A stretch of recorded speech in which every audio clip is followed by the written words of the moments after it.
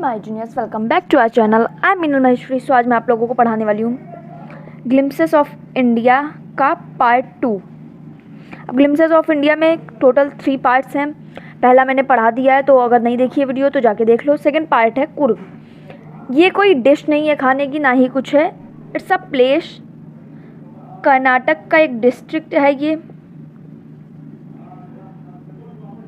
जिसे इंडिया का स्कॉटलैंड भी बोलते हैं। स्कॉटलैंड ऑफ इंडिया बहुत सुंदर जगह है। तो इसमें हमें ऑथर ने इस सुंदर जगह के बारे में बताया है। तो ऑथर कौन है? लोकेश एब्रॉल। हमेशा ऑथर बहुत इंपॉर्टेंट होते हैं, तो लोकेश एब्रॉल इसके ऑथर हैं। ये कहाँ है? मैसूर, बहुत फेमस जगह। और दूसरा है मंगलौर। मंगलौर क्या है? एक कोस्टल टाउन है। कोस्टल टाउन यानी कि तट के पास, तटीय शहर। इसके बीच में ये एक डिस्ट्रिक्ट है। ये कर्नाटक का स्मॉलेस्ट डिस्ट्रिक्ट भी है। इसे 2 नामों से जाना जाता है। पहला तो कुर्ग है और दूसरा कोडागू।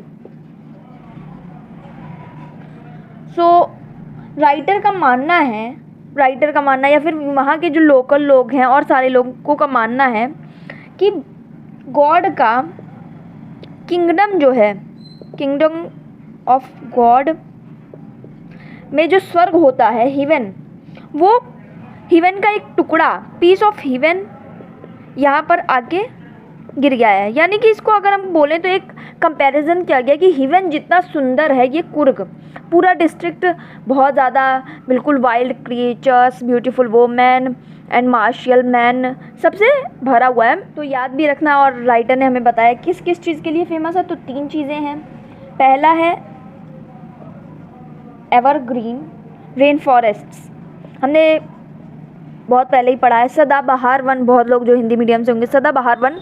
तो एवरग्रीन रेन फॉरेस्ट, हमेशा बारिश होती है, इसलिए यहाँ की जो ग्रीनरी है वो बहुत ज़्यादा होती है।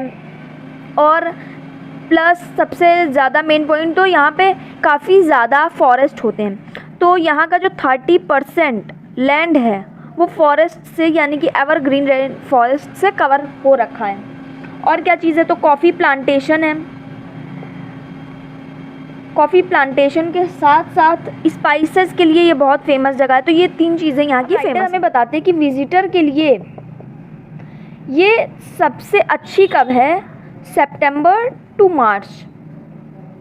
और इस टाइम पे विजिटर बहुत ज़्यादा होते हैं और बाकी टाइम पे विजिटर कम हो जाते हैं। और ड्यूरिंग द मॉनसून तो ज़्यादा ही कम हो जाते हैं, क्योंकि ड्यूरिंग द मॉनसून तो यहाँ पर और भी ज़्यादा बारिश होने लगती है, इसलिए विजिटर क्या हो जाते हैं? कम हो जाते हैं। यहाँ पे बहुत ज़्यादा नेचर की जो ब्यूटी है वो सीधे से सामने से दिखती है। प्लस क्या होती है, हमेशा कॉफ़ी की प्लांटेशन की वजह से कॉफ़ी की जो फ्रेग्रेंस है वो नॉर्मल हमेशा फील कर सकते हो। जब भी अगर जाओ तो बहुत इजीली फील कर सकते हो वो कॉफ़ी और वो एनर्जेटिक, जो क्योंकि इतना ग्रीनरी देख के, इतने वाइल्ड क्रिएचर्स हैं, जो एक एनर्जेटिक हो जाता है हर इंसान। यहाँ पे जो ब्रिटिश के बंगलोज़ हैं वो आज भी देखने को मिलते हैं और उसमें लोग रहते हैं। अब ये कुर्ग के जो लोग हैं उनके बारे में राइटर हमें बताते हैं कि इनको 2 जगह से मेन माना जाता है कि ये शायद उनके वंशज होंगे, डिसेंट होंगे। तो कहाँ कहाँ के माने जाते हैं? पहला तो है ग्रीक के और दूसरे हैं अरब के। तो ग्रीक के लिए एक थ्योरी दी गई है। कौन सी थ्योरी है? कि जब अलेक्जेंडर, इसको एक कहानी की तरह याद करना, जब अलेक्जेंडर युद्ध करने आया अपने देश से, ग्रीक से, तो कुछ लोग जो हैं अलेक्जेंडर की टीम के, वो यहीं पर रुक गए। अब रुक गए तो यहीं पे रहने लगे एंड यहीं पे मैरिज करके टोटली शिफ्ट हो गए। वो वापस ही नहीं गए आज तक। तो यहाँ से है कि ग्रीक के ही जो डिसेंट हैं, जो वंशज हैं, वो आज भी कुर्ग में पाए जाते हैं। और सेकेंड थ्योरी है दैट जो अरब के लोग होते हैं उनसे सेम ड्रेस जो है, long black coat plus embroidered मान लेते हैं ये ड्रेस उन्होंने पहना हुआ है, ऐसे मानते हैं, तो यहाँ से जो ऐसे उनके एक एम्ब्रॉयडरी का ये गया होता है और ये कमर पे ऐसे जाके हो जाता है। सो आई होप समझ में आ गया हो। ये चीज़ उनके कपड़े में देखने को मिलती है। इसको एम्ब्रॉयडरीड वेस्ट बेल्ट बोलते हैं, जो कि इन लोगों के द्वारा, कुर्गी लोगों के द्वारा पहनी जाती है। अब इनकी ड्रेस को क्या बोलते हैं, तो कुपिया बोलते हैं। और ये ड्रेस मैच करती है अरब के कल्चर से। अरब के जो कल्चरल ड्रेस है वो इससे मैच करती है। तो इसलिए ऐसा माना जाता है कि शायद ये अरब के डिसेंट हैं। तो यहाँ से 2 थ्योरी हमें पता चल गई है। अब अगर हम देखें तो बिल्कुल अलग है ड्रेस, ठीक है, अलग है, कोई नहीं, बट पूरा कल्चर, जो रीति रिवाज हैं, रिचुअल्स हैं, वो सारे ही इंडिया की जो मेन, कह सकते हैं मेन नहीं, बट यस, हिंदू से, मुस्लिम से, किसी से नहीं मिलती है, ना क्रिश्चियन से मिलती है। सो इनका एक कल्चर ही बिल्कुल अलग है। कुर्गी लोग जो हैं वो मेहमान नवाजी में बहुत आगे होते हैं। उन्हें प्राउड होता है अपने सन्स के बारे में, अपने जो एल्डर्स के बारे में बताने में लोगों को, लाइक अगर कि हमारा सन ये कर रहा है, आर्मी में है, क्योंकि वहाँ के लोग जो होते हैं वो बहुत आर्मी के लिए बहुत ही सही होते हैं। वहाँ की बॉडी बिल्डिंग जो है बहुत ज़्यादा है। ये सारी चीज़ें उनमें पहले से ही होती हैं। कुर्ग रेजिमेंट जो है वो इंडिया का सबसे डेकोरेटेड रेजिमेंट है। कौन सा? कुर्ग रेजिमेंट। सो कुर्ग रेजिमेंट से यहाँ से एक क्वेश्चन आएगा कि फर्स्ट चीफ कौन थे? तो फर्स्ट चीफ थे जनरल करियप्पा, और ये थे एक कुर्गी। तो कुर्गी थे इसलिए यहाँ पे इनके बारे में बता दिया गया, बट यस, क्वेश्चन भी यहाँ से आ सकता है, तो इम्पॉर्टेंट है। और एक बहुत इम्पॉर्टेंट फैक्ट है कि आज भी जो कोडाव्स हैं, कोडावूज इन्हें बोलते हैं, ये बिना लाइसेंस, विदाउट लाइसेंस जो गन होती है वो रख सकते हैं।